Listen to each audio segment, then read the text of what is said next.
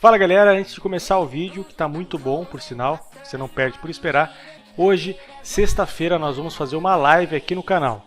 Então se você quer participar dessa live, nós vamos fazer alguns sorteios também de cursos aí, então vai ser bem legal, vem aí, participe com a gente, vai ser aquele bate-papo dinâmico, a gente vai falar sobre o mundo da engenharia aí, o que está acontecendo, mais uma barragem estourou na Bahia, mais um prédio caiu não sei aonde, dá pra gente conversar sobre tudo isso e sobre o futuro da engenharia no país. Então, vem comigo às 8 da noite, hoje, sexta-feira, dia 12 de julho.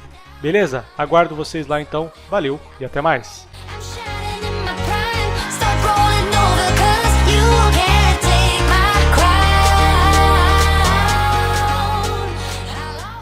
Olá a todos, aqui é o engenheiro civil Emanuel, especialista em estrutura de concreto e fundação. E nesse vídeo a gente vai dar continuidade ao dimensionamento da nossa viga protendida.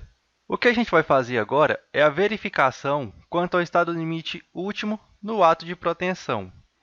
Essa verificação é uma das mais importantes que a gente tem aqui no concreto protendido e também uma das mais simples. Essa verificação é importante porque a nossa peça ela é dimensionada para estar atuando o carregamento de peso próprio, o carregamento permanente e os carregamentos acidentais. Entretanto, geralmente nessa fase, que é dada a proteção, só está atuando na nossa peça o carregamento de peso próprio e, logicamente, vai atuar a proteção. O que acontece? Como a gente calculou uma proteção para equilibrar as tensões devido àqueles carregamentos todos, quando a gente insere essa força considerando somente o peso próprio dessa peça, ela pode vir a romper. Os limites de tração e compressão excessiva do concreto, eles podem ser atingidos nessa fase. Então a nossa peça ela pode romper por esmagamento do concreto, que seria uma ruptura por compressão excessiva, ou então uma ruptura por tração, o que faria com que a gente eventualmente perdesse uma peça. E como em peças de concreto protendido a gente está falando de peças de grandes dimensões, a gente está falando de peças que geralmente custam muito dinheiro. Então, se a gente não fizer essa verificação e por algum caso a nossa peça vier a romper, isso significa um prejuízo muito grande. Então, por isso essa daqui é uma das verificações mais importantes da nossa peça. E se a nossa peça passa nesse estado limite último no ato de proteção, muito provavelmente ela não vai ter nenhum problema no futuro, porque de modo geral esse é o estado crítico da peça. Para dar início então a essa verificação, primeiro a gente vai ver o que a norma nos diz. Vamos aqui no item 17.2.4.3 da NBR 6118, que é o estado limite último no ato de proteção. Ela diz aqui que a resistência característica do concreto tem que ser a FCKJ, que é aquela resistência correspondente à idade fictícia em J, em dias, no ato de proteção. Ou seja, é a resistência que a gente vai esperar que o concreto tenha a os 14 dias, por exemplo, que é o prazo que a gente vai estipular aqui para dar a proteção. Aí ela fala mais algumas coisas aqui. E nós temos aqui no item 17.2.4.3.2 a verificação simplificada, que a norma fala aqui. Admite-se que a segurança em relação ao estado limite último no ato de proteção seja verificada no estágio 1, que é o concreto não fissurado. Como a gente viu aí, o nosso concreto ele está limitado à formação de fissuras, ou seja, esse concreto não vai fissurar. E comportamento elástico linear dos materiais, desde que as seguintes condições sejam satisfeitas.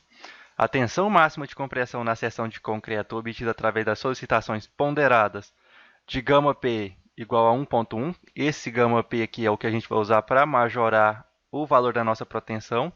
E γF igual a 1, que no caso a gente vai utilizar os nossos carregamentos aí característicos.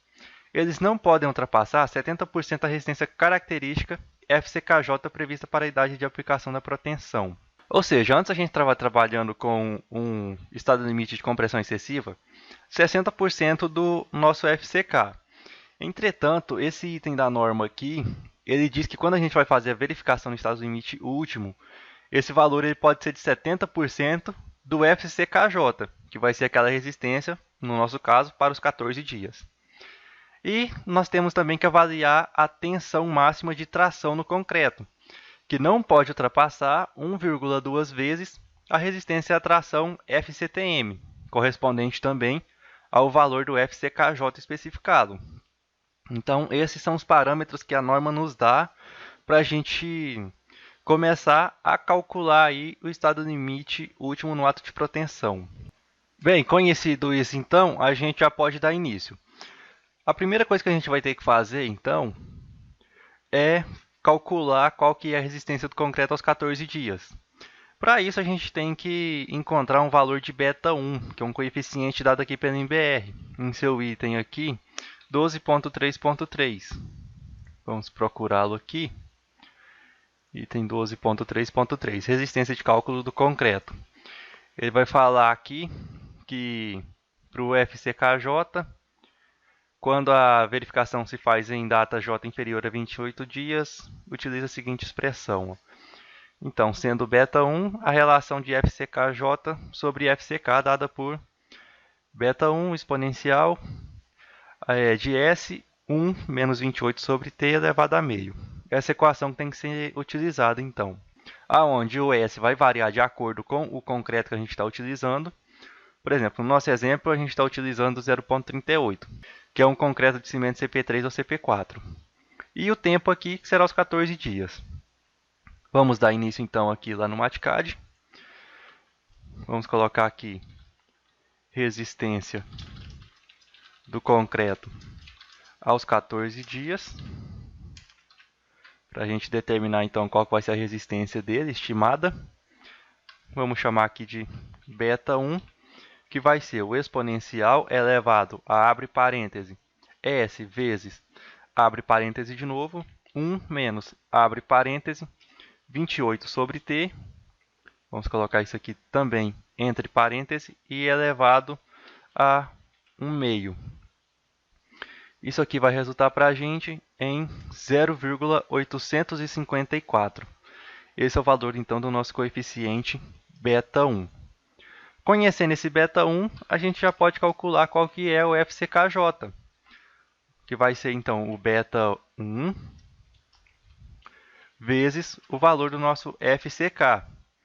Então, aos 14 dias, a gente espera que o nosso concreto tenha aí 25,63 MPa. Essa informação aqui a gente tem que inserir no projeto, porque é com essa resistência que a gente vai realizar as verificações aqui no estado limite último de proteção.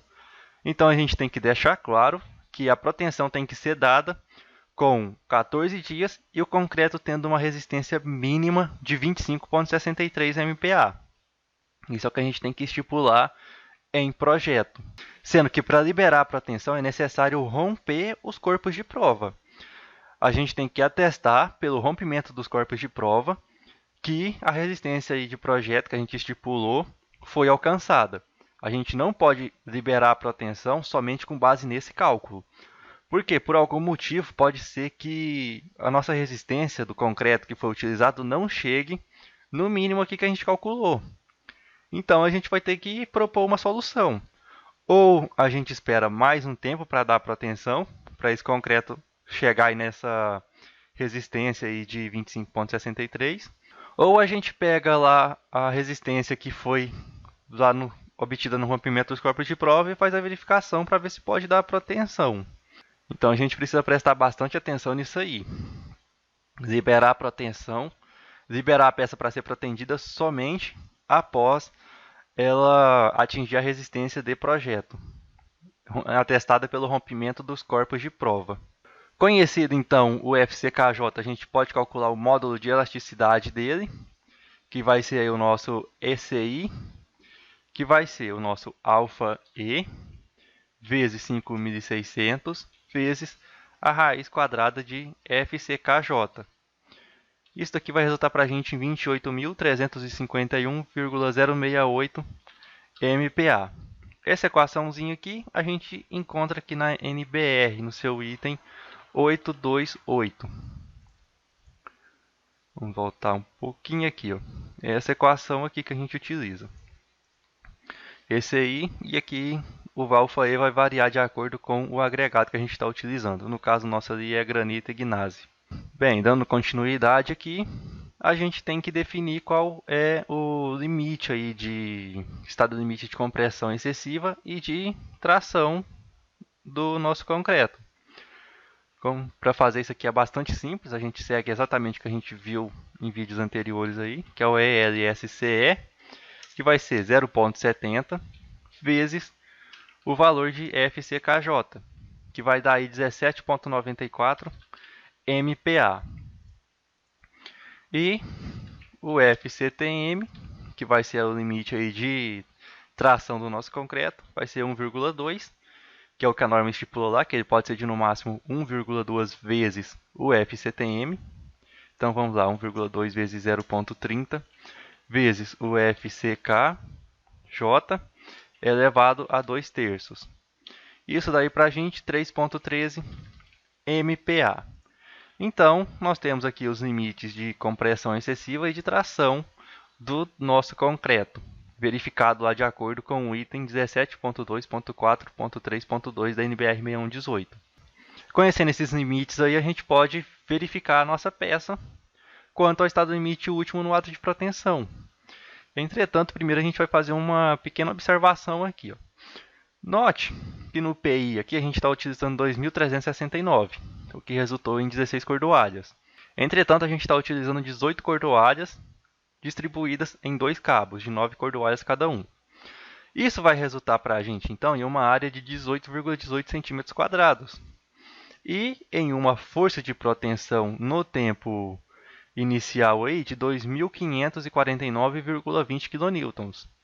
E numa força no tempo infinito, descontando aquelas perdas que a gente adotou ali de 25%, de 1911,90 kN.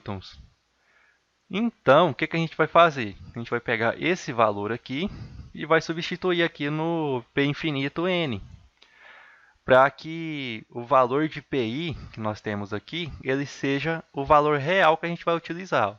Então a gente mudou ali, ele já deu área de proteção aqui de 18,18 e a quantidade de cordoalhas de 18 cordoalhas. Então esse é o valor que a gente vai utilizar para fazer a verificação lá no estado limite último no ato de proteção. É importante a gente fazer isso porque pode dar uma diferença aí de alguns MPa em relação a essas duas forças aí. Então é interessante a gente fazer essa pequena verificação. Então, vamos fazer aqui a verificação propriamente dita. Vamos aumentar essa caixinha de texto. Vamos colocar aqui verificação da peça no ELU ato. Vamos colocar aqui peso próprio mais proteção. E a região vai ser centro do vão. Que até o momento a gente está trabalhando única e exclusivamente com o centro do nosso vão. Ou seja, a gente está trabalhando aqui com este ponto B. No próximo vídeo a gente vai fazer as verificações aqui no ponto A, que é na região dos apoios. Mas até o momento, todos os cálculos que a gente fez da nossa peça foram lá para o centro do vão. A gente não fez nenhuma outra verificação em outro lugar da peça que não o centro do vão. Então vamos dar continuidade aqui. Vamos chamar aqui de σS, que vai ser a tensão na borda superior.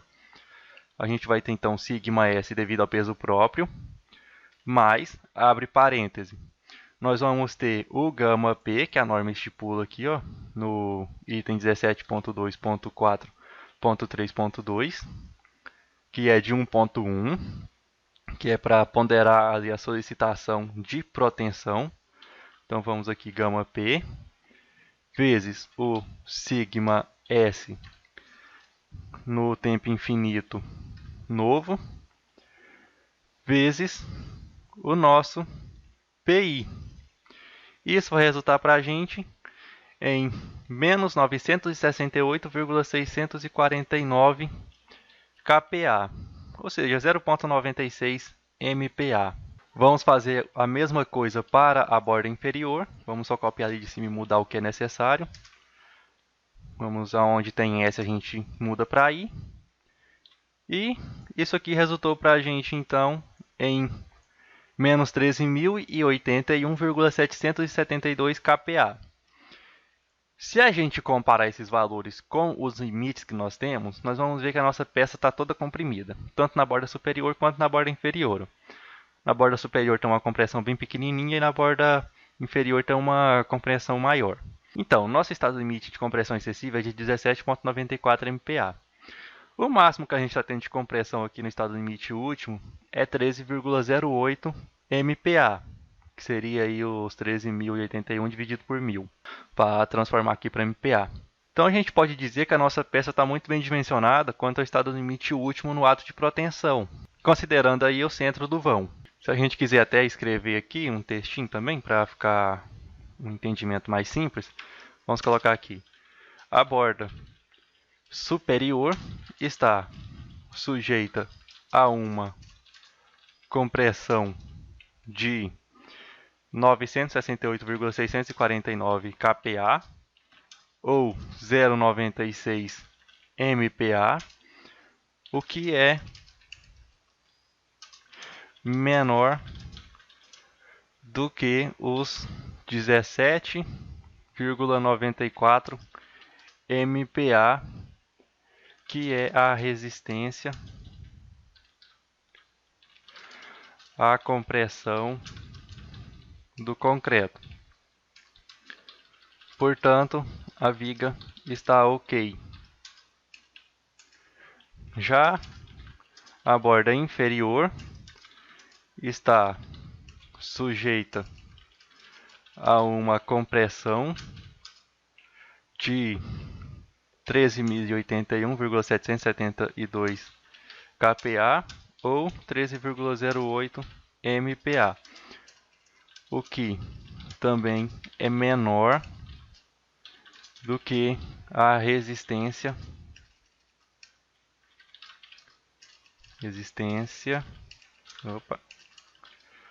à compressão do concreto. Novamente,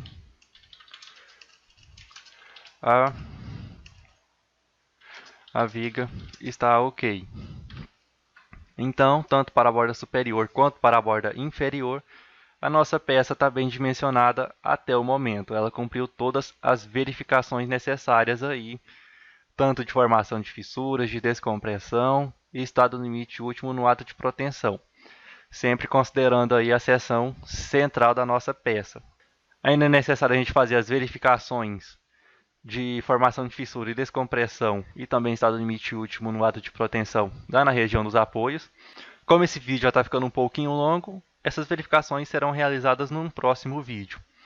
Por esse vídeo, então, é isso. Espero que tenham gostado e nos vemos no próximo.